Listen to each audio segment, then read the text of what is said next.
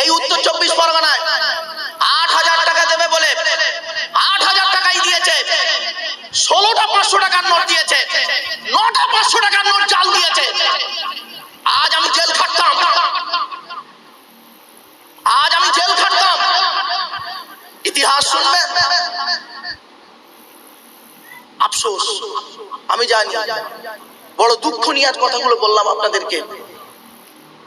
মাদ্রাসা, আমি একটা 20 বিঘা জায়গা, শুনে নিন, আজ আপনাদের বলে যাচ্ছি, আল্লাহর কোরআন সামনে, কবরে আমার শুতে হবে, মনে রাখবেন আপনাদেরও শুতে হবে, সেই মাঠে দেখা হবে, কতটা তেজ সেই মাঠে দেখে নেওয়া হবে।